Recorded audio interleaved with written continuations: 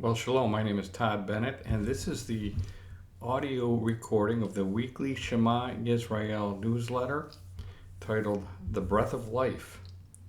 Well, this was originally published on day 23 of month 4 on the Creator's calendar, otherwise known as July 19th, 2025, on the Roman calendar.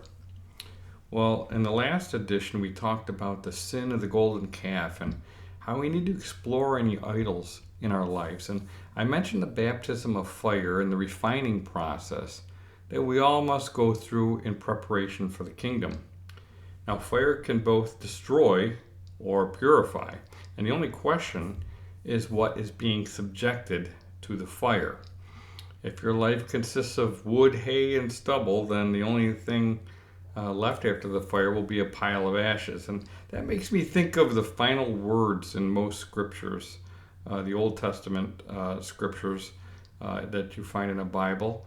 And they read as follows: For behold, the day is coming, burning like an oven, and all the proud, yes, all who do wickedly, will be stubble. And the day which is coming shall burn them up, says Yahuwah of hosts. That will leave them neither root nor branch. But to you who fear my name, the Son of Righteousness shall arise with healing in his wings, in his kanaf. And you shall go out and grow fat like stall-fed calves. You shall trample the wicked, for they shall be ashes under the soles of your feet. On the day that I do this, says Yahuwah of hosts, remember the Torah of Moses, my servant, which I commanded him in Horeb for all Israel, with the statutes and judgments. Behold, I will send you Elijah the prophet before the coming of the great and dreadful day of Yahuwah. And he will turn the hearts of the fathers to the children, and the hearts of the children to their fathers, lest I come and strike the earth with a curse. And that's in Malachi 4:1-6. Now remember that Malachi could be the name of a prophet, but it literally means my messenger. So it could just be a title, and it's actually pointing us to a messenger, a prophet, and telling us to watch for Elijah. And if you flip the page in most Bibles, you'll then read about the fulfillment of those words through a variety of different texts. I'm currently working on a couple book projects. One of them is called The Message, where I'll be compiling select texts from the scriptures and placing them in chronological order so that the story flows and is easy to discern for a first-time reader. It'll serve as a covenant primer and an introduction to the Bible, a place for people to begin their covenant journey with an understanding of how the relationship between Elohim and mankind flows through time. My hope is to help people weigh and contextualize the various scriptural texts. In that book, I'm going to transition from Malachi to John, because John 1 is not only a midrash of Genesis 1, but it also flows beautifully from the promise of Elijah to the appearance of Elijah through John the Immerser. Here's how John begins. It says, in the beginning was the Word, and the Word was with Elohim, and the Word was Elohim. He was in the beginning with Elohim. All things were made through him, and without him nothing was made that was made. In him was life, and the life was the light of men. And the light shines in the darkness, and the darkness did not comprehend it. There was a man sent from Elohim whose name was John. This man came for a witness, to bear witness of the light, that all through him might believe. He was not that light, but was sent to bear witness of that light. That was the true light which gives light to every man coming into the world. He was in the world, and the world was made through him, and the world did not know him. He came to his own, and his own did not receive him. But as many as received him, to them he gave the right to become children of Elohim, to those who believe in his name, who were born not of blood, nor of the will of the flesh, nor of the will of man, but of Elohim. And the Word became flesh and dwelt among us, and we beheld his glory, the glory of the only begotten of the Father, full of grace and truth. John bore witness of him, and cried out, saying, This was he of whom I said, He who comes after me is preferred before me, for he was before me. and of his fullness we have all received, and grace for grace. For the Torah was given through Moses, grace and truth came through Yeshua Messiah. No one has seen Elohim at any time. The only begotten Son, who is in the bosom of the Father, he has declared him. So Malachi promised Elijah, and Yeshua declared that John was the fulfillment of the Elijah promise. The text in Malachi also specifically instructed us to remember the Torah of Moses. John then reveals the connection between Moses and Yeshua. They're similar but also very different. They were both messengers of truth, Malachi, but John declares that Yeshua was the Word and the light. Of course, that brings us right back to the beginning, and the verse starts out in the beginning. And so we have this real connection with the actual beginning in Bereshit. We read the following words in English. It says, "In the beginning, God created the heavens and the earth." Well, amazingly, these 10 words in English that attempt to translate 7 Hebrew words, they attempt to translate, but it doesn't even translate 2 of the 7 Hebrew words. If you've read my books, then you already know what I'm talking about. For those of you unfamiliar with the Hebrew language, I'll show Genesis 1:1 here on the screen in modern Hebrew, then Paleo Hebrew, so you can see what's missing. Now here it is in the modern Hebrew. Bereshit bara Elohim et hashamayim va'et ha'eretz. Okay, and then here are some ancient Semitic scripts showing Genesis 1:1, and they both. This line is Bereshit in different scripts, different languages kind of transform through time. So we have examples of these different Semitic scripts over time, and these are just a variety of phases in those scripts. Let's put it that way. And this line is Bereshit bara Elohim et hashamayim va'et ha'eretz. Okay, and of course I've already said it, but here's the transliteration: Bereshit bara Elohim et hashamayim va'et ha'eretz. And if you'll notice, in the English reads from left to right, but the Hebrew reads from right to left. And now here are the words in the Paleo Hebrew script that I use in my writings, along with the English equivalent below. Bereshit bara Elohim et hashamayim va'et ha'eretz. In all instances, you can see the word et, spelled aleph ta in Hebrew, but it doesn't ever appear in any English translations. Now again, it's important to understand that Hebrew flows from right to left, so it appears to be backwards, but actually English is the language that is backwards. And that impacts the way we think, and studies reveal that Easterners and Westerners actually think differently. Some of this is attributed to culture, but it also involves language. Many diplomatic efforts have failed due to a lack of understanding of these distinctions. Well, it also explains why English translations can sometimes be weak and inaccurate. While Eastern thought is very concrete, Western thought is often abstract, and we see with the aleph ta, sometimes things are just simply missing. Well, you can hear the word et when the Hebrew text is read aloud. This mysterious word was never translated. And this word was spoken in Hebrew, but it wasn't until Yeshua declared that he was the aleph and the ta that the mystery was solved. In Revelation 1:8, we read, "I am the aleph and the ta, the beginning and the end." And I footnoted that because it says, since English translations of Revelation often derive from a Greek text, they keep the reference to alpha, which is the first letter in the Greek alphabet, and omega, which is the last letter in the Greek alphabet. So you'll often read, "I am the alpha and the omega." But while that reinforces the fact that Yeshua was the first and the last, it completely disconnects him from the word found in Genesis 1:1. He would have certainly said that he was the aleph and the ta. And of course, when you get that straight, it brings you right back to Genesis 1:1. That aleph and a ta that isn't translated, that mysterious word that was there from the beginning. Well, it's no coincidence that Yeshua revealed that truth to John in Revelation, and then John transmitted that truth in his gospel. That's why I've always felt that the New Testament compilation should open up with John and close with Revelation, but that's for another discussion.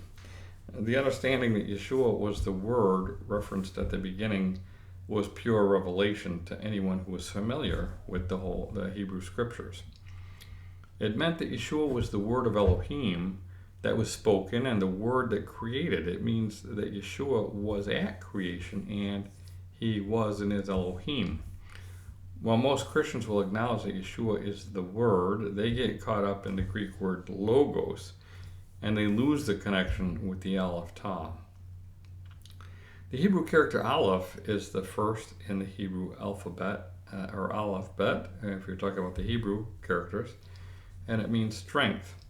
It looks like the head of a bull. If you look up, you can see it here, a little sideways, but in the older scripts it even points down, and you can see the shape of the head and the horns. Now, do you remember which tribe is represented by a bull? Well, that's right, Ephraim of Joseph. And this Aleph, actually, when you turn it clockwise, you'll see how we got to the letter A from Aleph. The Hebrew character Taw is the last letter in the Hebrew alphabet, and it means mark or sign, and it looks like a cross in some of the scripts, and it represents the seal of a covenant through a mark or a sign. So the Aleph Tau literally means strength of the covenant. How incredible that Yeshua, the shepherd and savior of the lost sheep of the house of Israel, was sacrificed on a cross. He was the strength of the covenant that would bring the lost sheep of Joseph back into the fold through a renewed covenant. It's a powerful message that was provided at the very beginning of creation. Well, consider the account of creation presented after those first 7 words that included the Word. It described the condition of the earth as formless, void, cloaked in darkness. And we then read, and the Spirit of Elohim was hovering over the face of the waters. Then Elohim said, let there be light. And there was light. And Elohim saw the light, that it was good. And Elohim divided the light from the darkness. Elohim called the light day, and the darkness he called night. So the evening and the morning were the first day. Well, there's so much we could talk about in that passage. For instance, Elohim saw the light. That was not the light that would later emit from the sun and the stars. The Word was the light of day 1. And for the purposes of this discussion, it's essential to highlight the Spirit of Elohim. The word spirit is ruach in Hebrew, and ruach can mean both breath and wind. And both of these things are essentially invisible, but they are forces that provide life and can also be destructive. So the wind or breath of Elohim was hovering or vibrating above the waters. If you look in the Hebrew word there, that could be vibrating. So it gives you this real sense of like frequencies that something was about to form. And the location is significant because it's between the heavens and the earth. Just like we see the Aleph Tau connecting the heavens and the earth in Genesis 1:1. Again, there's 2 Aleph Taus. And the second one is Hashamayim Va'et Ha'aret. So you see that et between, kind of connecting heaven and earth with that vav. And again, the Aleph Tau, the et, is invisible to most, just like the Ruach. Then something amazing happened. Elohim spoke 2 words. Yehi or, literally, exist light. So the breath of Elohim connected the heavens and the earth, and the breath emitted words that brought light into darkness. So the vibrations of this invisible force brought forth light that could be seen into the darkness. That breath went on to speak creation into existence in various stages, culminating with the ultimate purpose for all creation, Ha-Adam, which is translated the Adam. Now, some people name the first man, Adam, but essentially in the Hebrew text you read Ha-Adam, the man. And it's because he comes from Adamah, which means ground. So he was taken out of the ground, and there's a very, very intimate connection between the Adam and the ground. It's there when we see the Adam that we specifically read about the breath, again, during the animation of a lump of ground, Adamah, taken from the earth. And Yahweh Elohim formed et the Adam, or et ha-Adam, of the dust of the ground, and breathed into his nostrils the breath of life, and the Adam became a living being.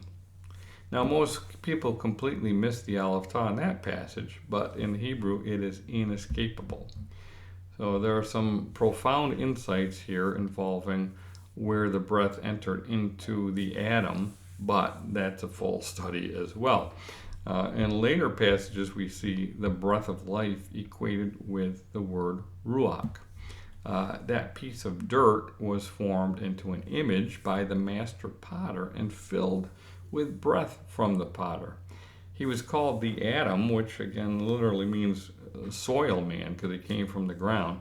So, and James Tabor actually kind of coined that phrase in his translation, his transparent translation of Genesis, which is very insightful because he tries to carry the Hebrew text into a way that we can understand it better in English.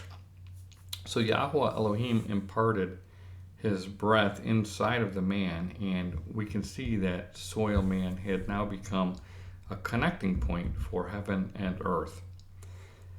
That lump of dirt had been formed into a container of flesh that was supposed to hold the breath of Yahweh Elohim. As a reminder of this purpose, the Adam would need to constantly breathe in through his nostrils and then breathe that breath out through his mouth. And after Yahweh breathes his life into our nostrils, we're supposed to exhale that breath of life into others through our words and deeds.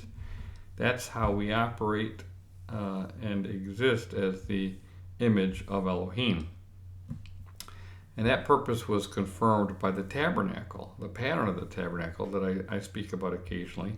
The tabernacle, if you read the text and how it was constructed, it was supposed to represent a living being that moved and traveled with Yahweh seated on the throne inside, and that represents us. And that's why the internal furnishings needed to be made of gold, and that's why we must be refined by fire if we want Yahweh Elohim to dwell within us. And speaking of patterns, I often discuss the patterns that are woven into the fabric of creation. The pattern of the seed and the family are there for us to learn about the fruitful expansion of the kingdom. And consider the fact that we're formed in the darkness of the womb and then birthed into the light. Only when an infant exits the womb does it actually begin to breathe on its own. The entire time in the womb, the baby is provided with oxygen from the mother. Of course, the daily cycle provided by the sun and the moon then provides us with patterns for the cycles of birth, life, death, and resurrection. And every night we go to sleep to regenerate and heal. We're not only reminded of our time in the womb, but also our destiny with Sheol. And thankfully, we have the hope of resurrection from the grave. We have the hope of waking up in the light in the morning time. These are patterns that are supported by the lights in the heavens as we use them to synchronize with Yahweh. And studies have even tied women's menstrual cycles to lunar cycles. Of course, that makes perfect sense when you consider the perfection and order that was literally breathed into existence at creation. Now think about the fact that you breathe without a moment of thought. We all breathe on average about 12 times a minute, and that's 720 times an hour, and around 17,280 times or breaths a day. Can you imagine if you had to mentally control your breathing process? You'd never be able to do anything else, and you certainly could never go to sleep because you wouldn't be able to think about breathing while you slept. We can only rest through His mercy and provision. What a gift that we're given from the moment we were born until our last breath. We don't have to fear going to sleep because Yahweh provides for us during our time of rest. And this is precisely why we don't have to fear death. It's just like going to sleep with the hope and promise of light and life after the darkness. It's clear to see that there is an important message we're supposed to learn about breath and the spirit from the beginning. In fact, it's a lesson that we're continually reminded of, yet so many fail to recognize or appreciate the gift of breathing. When was the last time that you thanked Elohim for the breath of life? But breathing oxygen is not the same as being filled with the Spirit. We also learned that from the beginning when the first Adam and the woman eventually stopped breathing oxygen, presumably from old age. We need more than just the physiological mechanism of breathing in order to achieve eternal life. These air-breathing vessels will eventually wear out and cease to function, and that's why we all must be born again. We need new bodies, and when we pass from death to life through the resurrection, the Spirit of Elohim is our breath when we come out of the womb of Sheol. Without that, we cannot live. Well, next week I plan on delving into the subject of the Ruach a bit further, but it's been a really busy week and I need to catch my breath, so to speak, and get caught up on my rest. I went to the Hill Country in Texas last weekend and then back down to South Texas. I later spent 3 days driving to New York and immediately got caught up into a trial. I'm tired, but I'm alive and breathing and thankful for the breath of life. Barakot, my name is Todd Bennett from ShemaYisrael.net. Until next time, Shalom.